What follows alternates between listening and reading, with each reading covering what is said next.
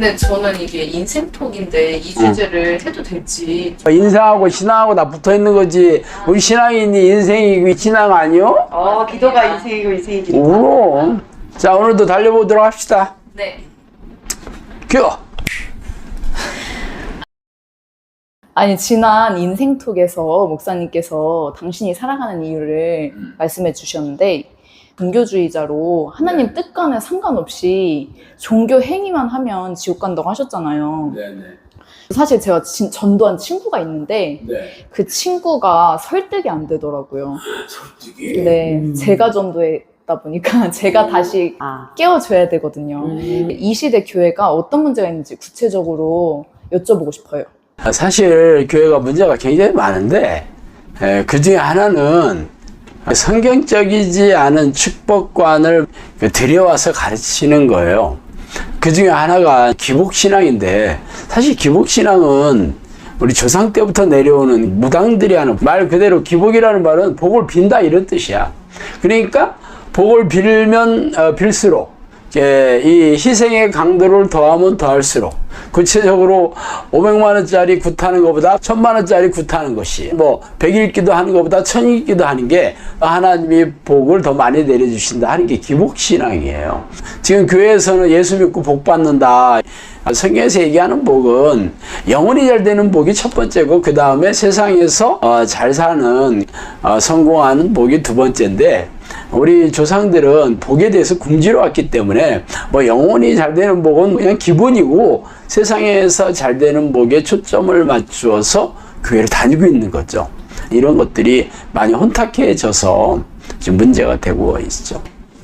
또 다른 문제는 이게 번영신학이에요. 번영신학이라는 건 뭐냐면, 물질적인 축복, 재정적인 부, 이게 믿음과 밀접한 관계가 있다고 생각해서 하나님께서 우리의 믿음을 인정해 주셔서 기뻐하는 자가 되는 증거가 부자가 되게 해주시고 하늘마다 성공하게 해주신다니, 번영하게 해주신다.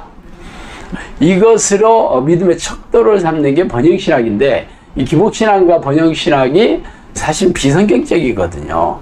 왜냐하면 예수님은 부자가 천국에 들어가는 게 진짜 거의 불가능하다, 낙타가 바늘구멍으로 들어가는 것보다 어렵다고 얘기했는데, 교회에서는 부자가 돼야지 하나님의 축복을 받은 것이다, 우리가 가르치거나 배우고 있기 때문에 이게 가장 큰 문제죠. 많은 신앙인들은 세상에서 형통하고 잘 되는 게 믿음의 척도다, 사실은 다 이렇게 좀 알고 있어요. 네. 그래서 오히려 상대적으로 영혼이 잘 되는 복이 도대체 뭔가 감을 못 잡으실 것 같거든요. 그래요? 네, 왜냐하면 그런 걸 경험을 해보지를 못했기 때문에. 목사님께서 영혼이 잘 되는 복이 뭔가, 그럼 우리가 구해야 될 그 복을 그럼 저희가 구할 수가 있잖아요. 그거를 좀 이렇게 알려주셨으면 좋겠습니다. 알겠습니다. 영혼이 잘 되는 복이 한마디로 말하자면 천국에 가는 복이에요. 영혼이 잘 된다는 것은 우리가 하나님의 나라의 백성이 되는 거잖아요. 당연히 영혼이 잘 되는 복이라는 게 천국에서의 삶을 누리는 건데, 사실 천국도 그래요.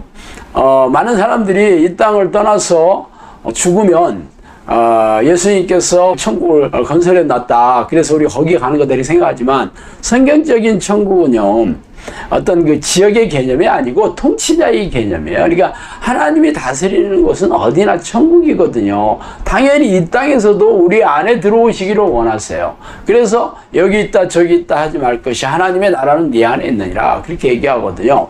당연히 이 땅에서도 하나님이 내 안에 들어와서 다스리고 통치하시면 내 안에 천국이 이루어진 거고, 그러면 당연히 영원히 누리는 복을 누릴 수 있고, 영원히 복을 누린다는 것은 내 영혼이 기쁨과 즐거움과 자유함을 누리고 사는 겁니다.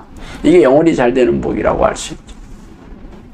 근데 사실 기쁨과 자유함이라 하셨잖아요. 저도 기복신앙이었기 때문에 교회 다니면 잘 산다, 복 받는다 이렇게 해가지고 걔가 금방 따라왔어요. 그래서 되게 열심히 믿었어요. 그러고 나니까 정말 직장도 잘 잡고 잘 살고 있는 거예요. 그러니까 그 안에서 기쁨과 자유함을 누리는 거죠. 그러니까 한쪽 발 걸치고 한쪽 발 걸치고 이렇게 해요. 네. 사실 교회 안에서 뭐 이렇게 사업에서 뭐 성공을 해서 부자가 됐다든가, 뭐 자녀가 뭐 명문대학 들어갔다든가, 아니면 남편이 승진을 했다든가, 뭐 이런 것들이 하나님이 축복해 주신 거다, 그렇게 얘기를 하고 있잖아요. 물론 하나님도 그게 축복해 주신 건 맞아요. 그렇지만 하나님이 원하시는 복은 내가 주 안에서, 예수 그리스도 안에서, 성령 안에서 내 영혼이 기쁘고 즐거운 것을 누려야 되는 거예요. 어떻게 보면 사람들이 그 돈을 지키기 위해서 더 노심초사하고 안달 복걸하는 거 많이 봤죠. 돈을 사랑하는 게 일만하게 뿌리라 그랬거든요. 그러니까 처음에는 이렇게 잘 되고 그러면 그 당시에는 좋지만 이게 오래 가지를 못해. 그러다 보니까 처음에는 뭐 잘 된다 하더라도 이걸 유지하고 관리하지는 못하면 나중에는 재앙이 된다는 거죠. 사실 이런 기복신앙하고 번영신학이 너무 많이 현재 교회에 들어와 있거든요. 그래서 네. 이거를 떼내야 된다 이런 필요성도 사실 못 느끼고 있고, 네네. 그래서 아까 이렇게 젖어 살잖아요. 네네. 세상에서 잘 되는 기쁨 안에 젖어 네네. 사는데, 그러면 사람들이 만몬의 신을 이제 거절하고 하나님께 이제 돌아와서 진짜 하나님 불러야 하는데, 네. 이 일만 악에 뿌렸던 돈을 버려야 되는데 이게 참 쉽지가 않잖아요. 네. 사람들이 잘 할 수 있도록 저희가 목사님께서 설명을 해주셨으면 좋겠어요.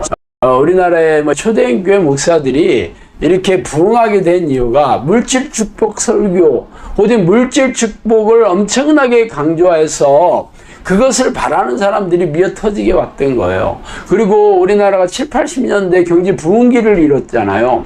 그 당시에 이런 물질 축복 설교를 잘해가지고 교인들이 이제 부자가 되고 돈을 많이 벌게 된 게 하나님의 축복이다, 이렇게 설교하고 가르치다 보니까 그게 착시현상을 일으켰던 거죠. 사실은 교회 안 다니는 사람들도 부자가 되고 다 집 없던 사람도 아파트도 갖고 자강 없던 사람도 자강 갖게 됐어요. 근데 문제는 이제는 우리나라 경제가 이제 내려앉기 시작했잖아요. 그러면서 민낯이 드러나게 된 거고, 지금 코로나가 터져가지고 그게 아주 방점을 찍게 됐는데, 이제는 뭐 믿는 사람이나 안 믿는 사람이나 다 가난하게 되고 옛날에 부유했던 것들이 다 이제 좀 내려앉게 되잖아요. 그러다 보니까 사람들이 교회에 실망하고 이제는 더 이상 그런 가르침에 등을 돌리고 교회를 많이 빠져나가게 됐죠. 이제부터라도 하나님께 돌아와야 되는 겁니다. 이사야에 보면 많은 재물을 가져올지라도 내가 피곤하다, 재물이 나를 괴롭게 한다라고 얘기하는 게, 재물을 이렇게 드린 게 제사의식이었는데 이 시대는 이제 예배잖아요. 그런 걸 열심히 한다고 하나님이 다 받아주신다고 하지 않고, 평상시에 하나님이 기뻐하시는 공의를 행하고 정의를 행하고 또 이웃을 불쌍히 여기고 이렇게 하나님의 뜻을 행하는 자들에게, 그런 자들이 제사를 드리고 율법을 잘 지킨다면 당연히 축복해 주시겠죠. 그렇지만 하나님이 기뻐하시는 뜻에 관심이 없고 소나 양을 많이 갖고 와서 제사를 드리고 많이 한다고 해서 하나님 안 들어주신다고 성경 곳곳에 얘기해 놓고 있어요. 그러니까 지금도 번영신학이나 뭐 기복신앙 때문에 하나님께 축복해 주셨다, 이런 것은 진짜 다 착각이고 비성경적이고 속고 있는 거죠.